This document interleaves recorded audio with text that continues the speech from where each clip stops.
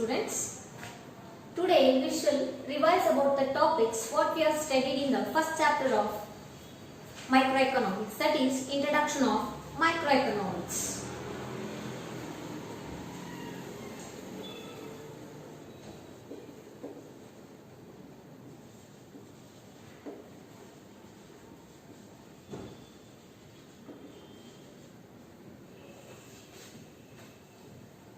See, in that chapter, firstly we came to know about the concept of microeconomics.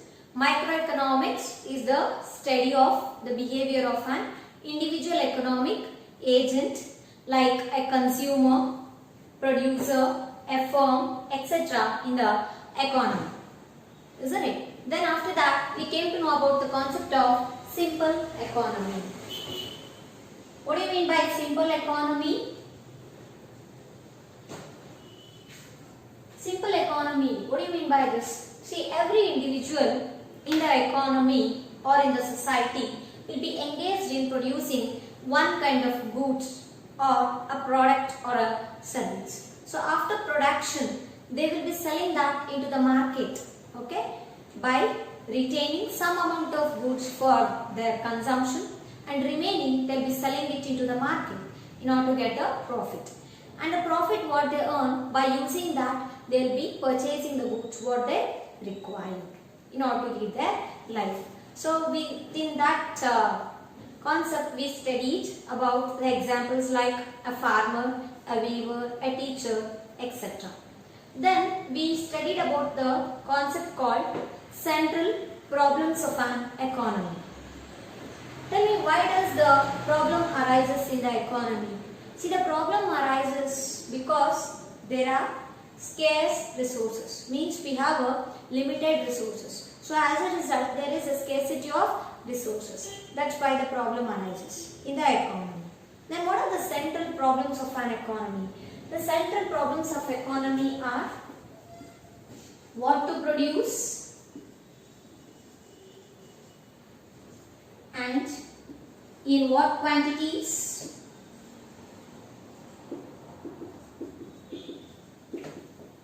secondly, how to produce,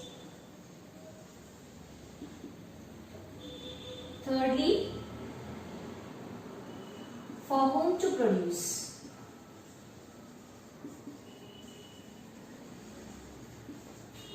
So the three central problems of an economy are what to produce and in what quantities, and secondly, how to produce, and thirdly, for whom to produce.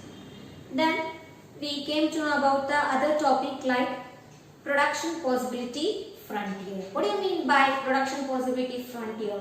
It's a graphical representation of all the possible combinations of two goods which can be produced by using the given resource and a technology. Isn't it? We came to know about that concept. In that only we understood the concept of opportunity cost. Then what do you mean by production possibility frontier, etc.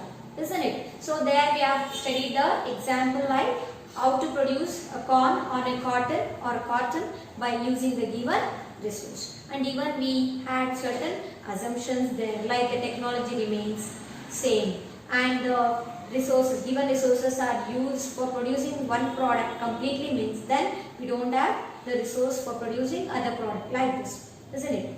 Then after this we came to know about the concept like organization of economic activities. What did we study under this heading? See, here we came to know about the three types of economic systems, isn't it? First one was centrally planned economy.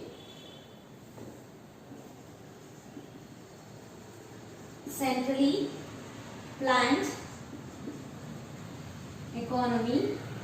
Then second one was market economy. Third one was mixed economy.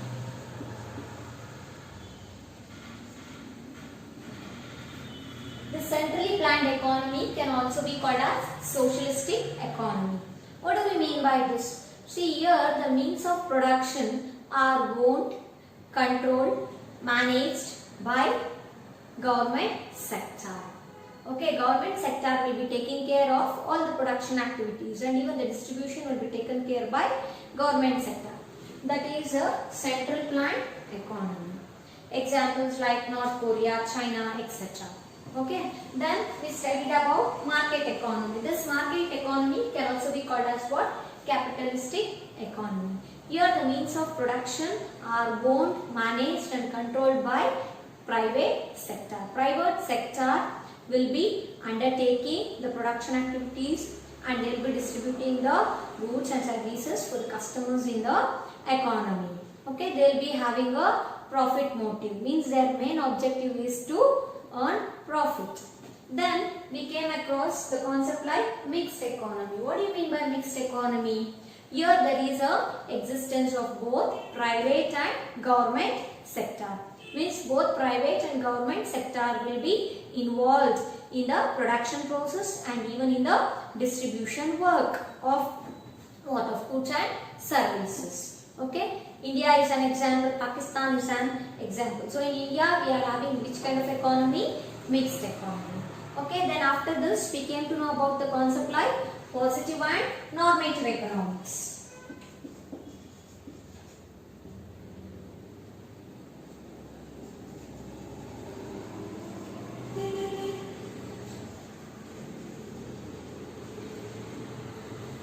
We came to know about the positive and normative economics. What do you mean by positive economics?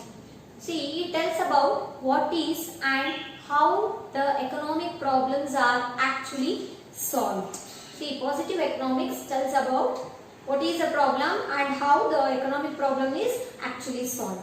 And we can easily verify and test it. Okay, that is positive economics. Then whereas normative economics means what? It tells about what ought to be and how the economic problem should be solved. What should be?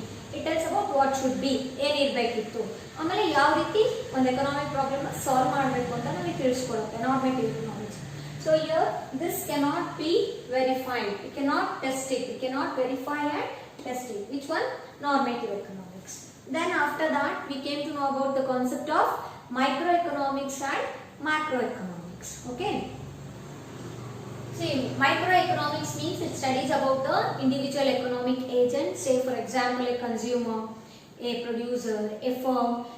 For example, if you take again, what is the production of a company it will take. Okay.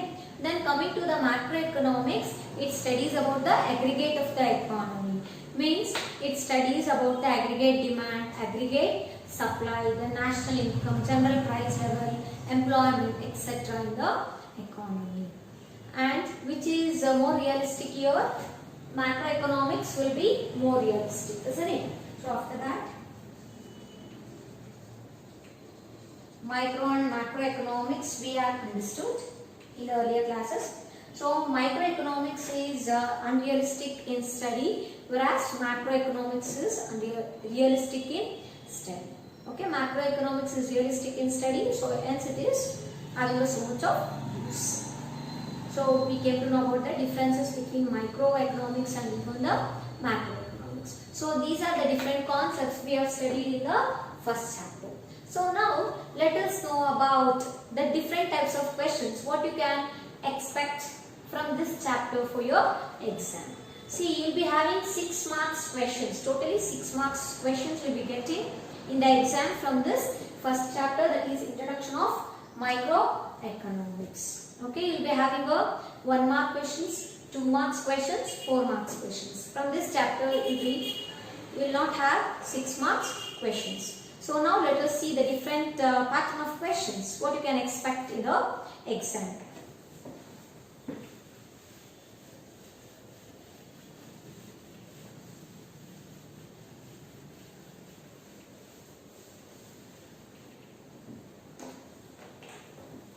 So totally how many marks? 6 marks questions you can expect from this chapter. First main we will be having choose the correct answers. Okay, which carries 1 mark. Then in the second main we will have fill in the blanks. will be also for 1 mark. It is also 1 mark question. Then third main, match the following. This will be for 1 mark again. And fourth main will be answer the following questions. Okay, answer the following questions. Again, it will be for 1 mark. 1 mark questions you can see here. Then fifth main, again, answer the following questions for 2 marks. Then sixth main will be having the answer the following questions, which will be in a descriptive manner. So it will be for 4 marks. Okay. So this different names you will be having.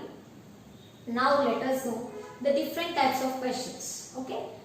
So firstly, if you take choose the correct answer means it is a multiple choice questions. We will be having a question along with our options. We have to choose a right answer. Okay. First one, if you take the scarce resources of an economy have, the options are like this: competing usages, unlimited usages, single usages, none of the above. What is the answer? Yes, competing usage. See, we know that resources are scarce in nature. Means we have a scarcity of resource. Hence it is limited in nature, isn't it? So it is having a alternative usage, or we can say that it is a competing usage. Okay, so the answer is competing usage. And second one, if you take which of the following is an example of microeconomic study? What is the meaning of micro? Here we will be studying about what? Individual economic agent, isn't it? So let us see the options. First is national income, consumer behavior, unemployment, foreign trade. See, the answer here is which one? Consumer behavior. Because if you are studying about a consumer, then it is microeconomics, isn't it? Other options what they are given is it is belonging to what? Macroeconomics. So the answer is consumer behavior. Then we have, and this question, that is the example of microeconomics, so that has appeared in this 2020 exam, annual exam. Okay. Then central problem of an economy includes. What are the options? We know that what to produce, how to produce, for whom to produce, all of this. What is the option? All of this. Because we have totally how many problems? 3 central problems of an economy we have. Then traditionally the subject matter of economics has been studied under the following broad branches. Which are the 2 types of economics what we have studied in the first chapter? So let us see the options here. Micro and macroeconomics, positive and normative economics, deductive and inductive economics, none of this. So what would be the answer? Yes, the answer here is micro and macroeconomics. Micro and another one is macroeconomics. Okay, in economic theory we came to know that can be studied under 2 headings. One is microeconomics and another one is macro. So here the answer you can take it as what? Microeconomics and macroeconomics. Then moving on to the fill in the blanks. First question, scarcity of resources give rise to dash. What does it give rise? Scarcity of resource give rise to the problem of what? Choice.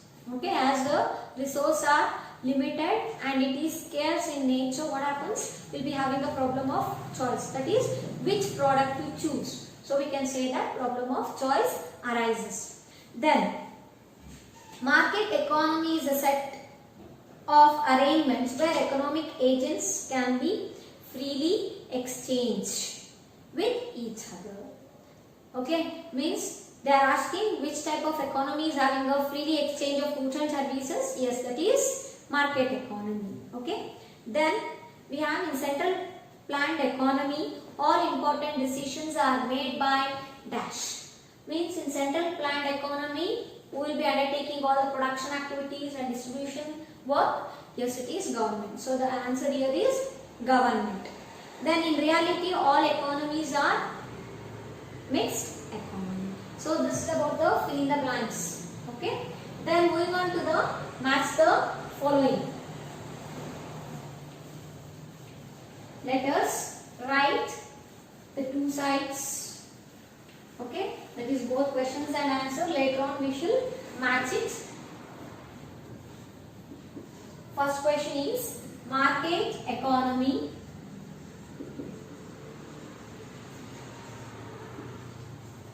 Second one, service of a teacher.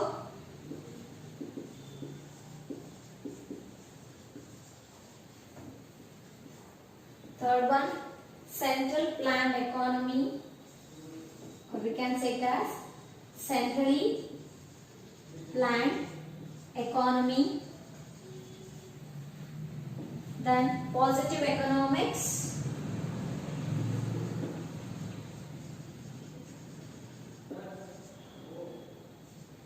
Then fifth one we have normative economics.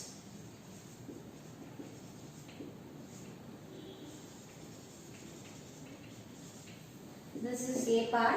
Then they have given B part. We have to match with part B. Firstly we have government.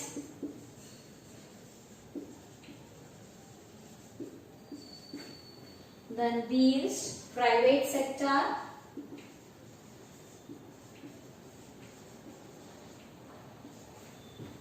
C, skill.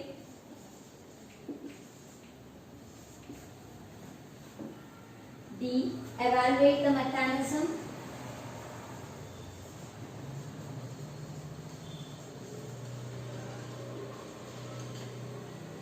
E, functioning of mechanism.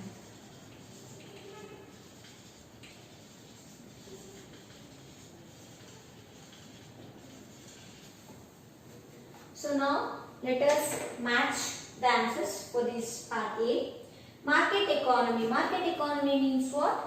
The economy which is controlled, managed, everything will be undertaken by the private sector. Okay. Service of a teacher. Yes, by using knowledge, skills and abilities, a teacher will be enhancing the knowledge of students. So skill. In simple economy we came to know about the concept here. Then central planned economy means what? Government. Okay. Then positive economics means it tells about the functioning of mechanism. Then normative, it evaluates the mechanism. Okay, this is about matter following. This will be having for 1 mark. Means each question carries 1 mark here. Then moving on to the fourth main, that is answer the following question. There will be upcoming the certain questions like, why does the problem of choice arises? Tell me, why does the problem arises? This is due to the limited resources, and resources are scarce in nature, so hence the problem arises. Okay, so we can satisfy the, because here we want to satisfy the unlimited wants with a limited resource. That's why the problem of choice arises for us in the economy, we can see. Then what is market economy? The other second question will be like, market economy. What do you mean by that? Here the means of production are owned, managed and controlled by the private sector. Okay. Then what do you mean by central planned economy? Central planned economy means here the means of production are owned, managed and controlled by whom? By the government sector. Then give the meaning of microeconomics. What do you mean by microeconomics? Here we will be studying the behavior of an individual economic agent in the economy, like a consumer, a producer, a firm, a household, etc. Then what do you mean by positive economics? It tells about what is and how the economic problems are actually solved. Then what is normative economics? Normative economics tells about what ought to be or what should be, and it tells about how the economic problem should be solved. So these are 1 mark questions. Okay. Then moving on to the 2 marks questions.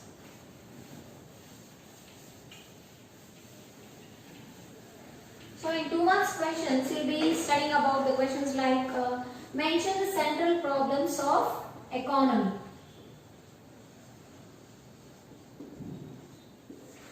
Mention the central problems of economy. How many are there? Yes, there are 3 problems. That is, what to produce and in what quantities. Secondly, how to produce. Thirdly, for whom to produce. Then the next question is differences between micro and macroeconomics. Okay, here you will be writing the differences like based on, first you will be writing the meaning. Okay, then this microeconomics tells about the price theory, whereas macroeconomics tells about the income and employment theory.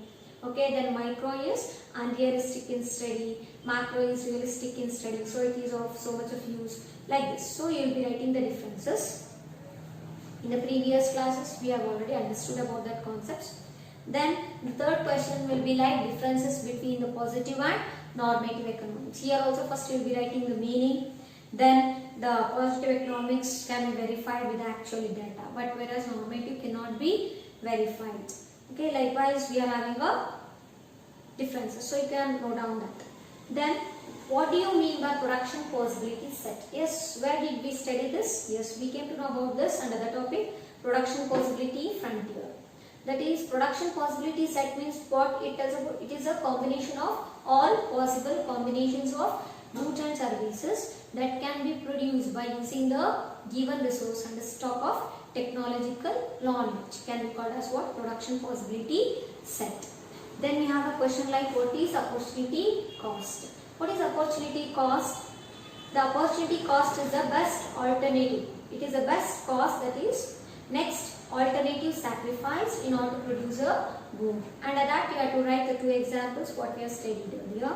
Then we have a question like what is PPF? That is production possibility frontier. What does it mean? It is a graphical representation of all possible combination of two goods that can be produced by using the given resources and a technology, can be called as what? Production possibility frontier. So these are the 2 marks questions under this chapter. Then let us move on to the 4 marks questions.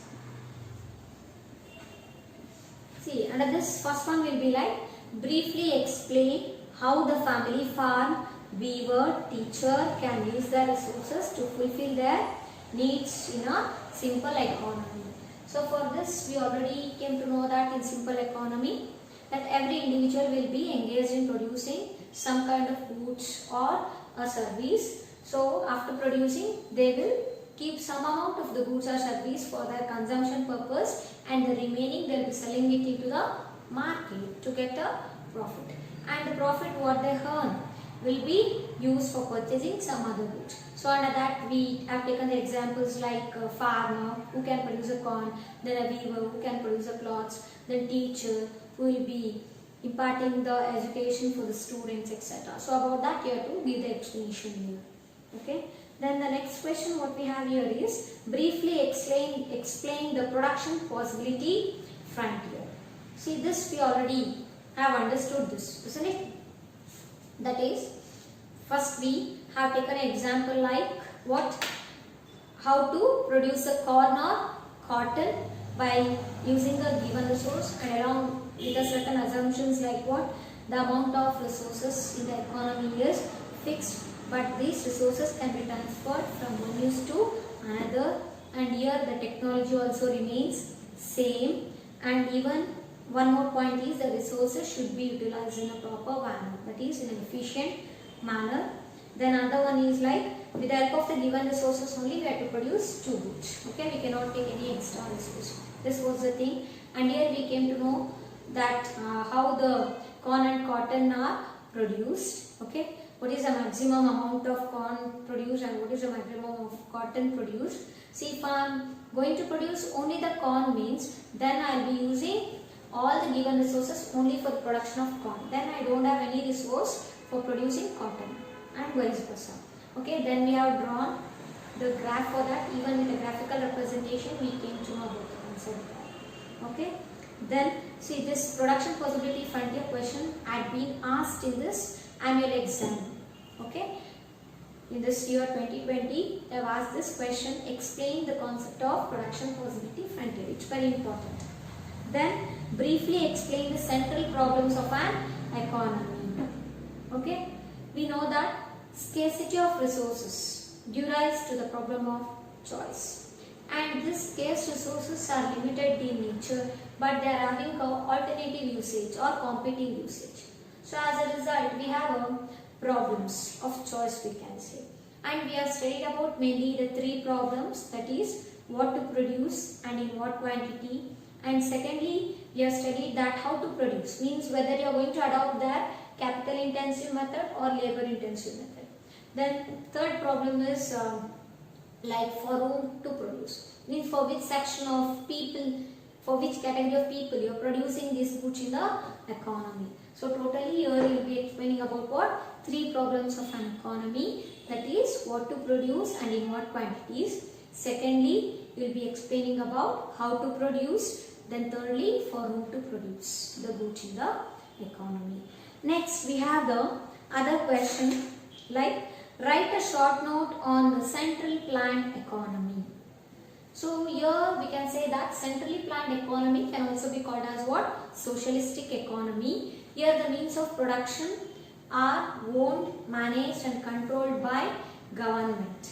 Okay, and government is having a motive of what? Welfare motive, means it want to give a very good welfare facilities for the people in the economy. So we can say that it is having a welfare motive in the economy. Then examples are like North Korea, China, etc. Okay, then along with that we came to know about the features of central planned economy. Then after that we have another question like write a short note on market economy. What do you mean by market economy? See here the means of production are owned, managed and controlled by private sector. And this market economy can also be called as what? Capitalistic economy. Examples you can take like Australia, Japan, etc. And along with that, we came to know that this capitalistic economy or market economy is having a profit motive. Means their main objective is to earn more and more profit. Okay, by producing and distributing the goods and services in the economy. Okay, along with that, we came to know about the features of market economy, like there is a private ownership over the production of goods and services. Then it is having a profit motive. There is a more of competition in the economy, like this. So these are the different types of questions you can expect from the first chapter.